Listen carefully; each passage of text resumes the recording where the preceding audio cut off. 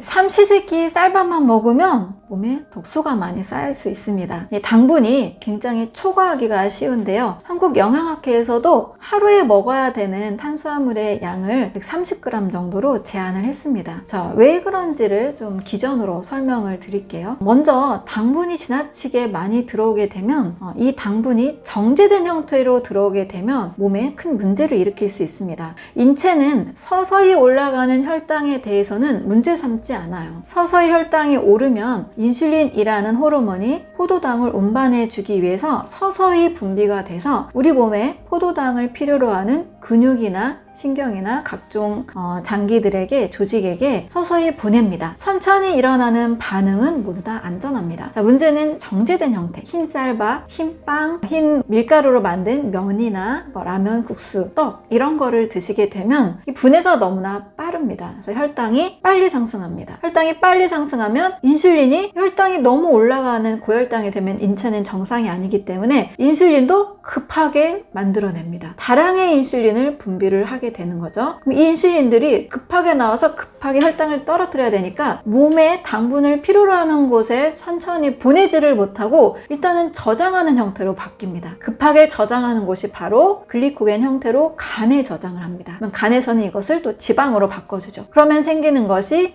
지방간이 되는 겁니다. 또 이게 혈액 속에 많이 떠다니게 되면 이제 지방이 많은 고지혈증으로 가게 되는 거죠. 급하게 올리고 급하게 떨어지니까 순식간에 고혈당이 됐다가 저혈당으로 또 뚝 떨어지게 됩니다. 혈당 스파이크라고 하죠. 혈당이 급히 오르고 급격히 떨어집니다. 그럼 저혈당이 되면 나 당 떨어졌어, 어지러워 하는 어지러움증을 호소하게 되는 거죠. 그리고 무조건 당분을 빠르게 상승하는 모든 음식들은 인체와 전혀 맞지 않게 됩니다. 한두 번 가지고 우리 몸이 그렇게 망가지진 않아요. 수개월, 수년 이렇게 반복하게 되면 이 인슐린을 만들어내는 췌장에서 문제가 생깁니다. 자, 인슐린이 잘 운반을 해줘야 되는데 너무 자주 인슐린을 분비하게 되니까 인슐린의 기능이 점점 둔해진다, 저항이 생겼다 해서 인슐린 저항성이 먼저 생기게 됩니다. 인슐린이 있긴 있는데 당분을 몸에서 필요한 곳에 이동해 주지 못합니다. 이렇게 인슐린 저항성이 나오게 되는 상태, 당뇨 전 단계라고 볼 수 있고요. 자, 이 췌장이 점점 더 심각하게 인슐린을 만들어내지 못하게 되면 한마디로 췌장의 베타세포가 너무나 자주 단 걸 먹으니, 당분을 먹으니 너무나 자주 일을 하게 되면서 췌장의 베타세포가 과로하고 무리를 해서 점점 인슐린을 분비하지 못하게 됩니다. 그래서 인슐린이 나오지 않게 되니까 당분이 이동되지 못하고 요로 빠져나가는 당뇨병이 되는 겁니다. 자, 이 기전에 의해서 저혈당, 그 다음에 고혈당, 지방간, 당뇨 전 단계, 당뇨병, 고지혈증 다 이 회로 안에 있습니다. 한마디로 한국인들은 너무 흰 쌀밥 위주의 식사를 3끼 이상 하게 되고 또 밥, 빵, 면, 떡을 너무 좋아하게 되면 바로 이 회로 안에서 많은 분들이 고통을 겪게 되는 거죠. 고지혈증, 지방간, 저혈당, 당뇨병 모두 다 같은 고리 안에 있고 고혈압도 여러 기전들이 있지만 지나친 당분 섭취로 인해서도 충분히 생길 수 있기 때문에 이 고혈압까지 포함해서 이 증상들이 있는 분이라면 현재 내가 밥을 어떻게 먹고 있는지 꼭 점검을 하시고 어떻게든 흰 쌀밥을 줄일 수 있는 방향, 또 혈당을 빠르게 상승시키지 않는 방법들을 반드시 찾아내면 좋겠습니다. 많은 동물들이 자라나고 있는 환경을 보면 공장식 축사에서 자라납니다. 그 말은 자유로운 원래 초원에서 소는 풀을 뜯어먹고 자라야 건강한 소가 될 텐데 전 세계가 이제 고기 가격이 굉장히 싸졌잖아요. 그 이유는 소나 돼지를 굉장히 증량을 시켰고 또 굉장히 많이 사육을 하고 있기 때문인 거죠. 자연스럽게 자라나는 환경에서만 두면 이렇게 고기 값이 좀 싸지기가 어려운 겁니다. 그래서 공장식 축사, 아주 비좁은 환경에서 또 빠르게 성장할 수 있도록 풀을 먹어야 되는 소는 옥수수 사료를 먹입니다.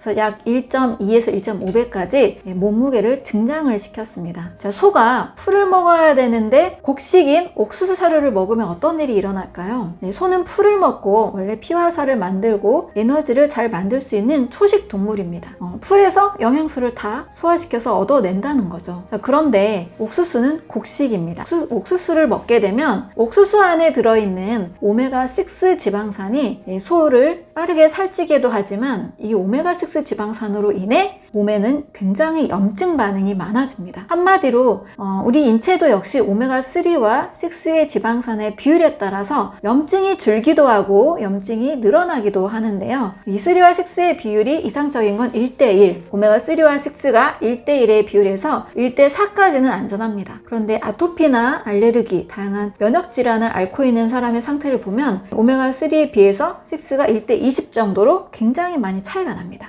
근데 소가 옥수수를 먹게 되면 소에 들어있는 그 살코기 옆에 지방이 있잖아요. 그 비율을 보게 되면 오메가6의 비율이 무려 1대 100까지 엄청난 차이가 납니다. 자, 그러면 그 상태는 소도 역시 염증을 앓고 있는 상태입니다.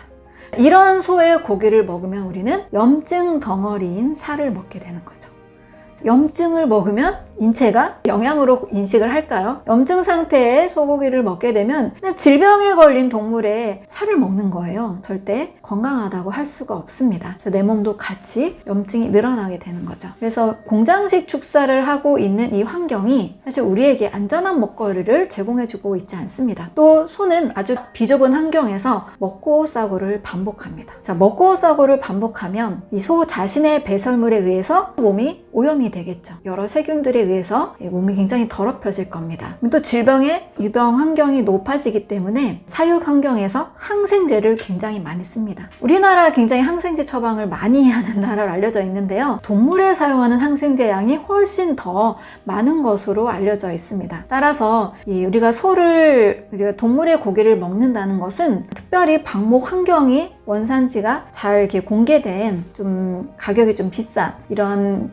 살코기가 아니라면 공장식 축산과 또 염증 상태의 항생제를 많이 먹은 동물일 가능성이 굉장히 높을 수 있습니다. 이왕이면 많이 줄이시거나 안 먹는 것이 훨씬 더 건강하다고 할 수 있겠죠. 나는 도저히 고기를 안 먹으면 안 된다. 이런 분들은 우리 총 칼로리의 5% 정도를 추천을 하고 있습니다. 우리나라와 또 전 세계적으로 이 질병, 만성질환을 해결하기 위해서 사실 많은 원인에 대한 접근을 하는데요. 2019년도에 우리나라에도 생활습관의학이라는 것이 생기게 됐습니다.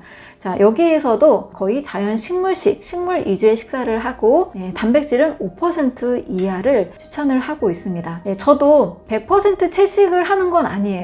제가 한 1년 정도는 채식을 해봤는데요. 저 도저히 행복한 인간관계를 할 수가 없었습니다. 그래서 포기를 하고 영양과 해독의 원리, 건강의 원리로 잘 조율을 하자. 왜냐면 그래야 인간관계도 하고 저도 행복한 삶을 만들 수 있기 때문에 저도 먹습니다. 가끔 먹어요. 하지만 제가 일부러 지나치게 막 사 먹거나 이런 일들은 별로 없고 모임 때 고기를 선택하는 경우가 좀 많아지잖아요. 이럴 때 저도 먹습니다. 먹고 다음날 또 좋은 또 음식들로 식물 위주의 음식으로 또 해독을 합니다. 또 여러 방법으로 해독해야지 또 굶기도 하고 물을 많이 마시거나 해독에 관련된 활동들을 반드시 합니다.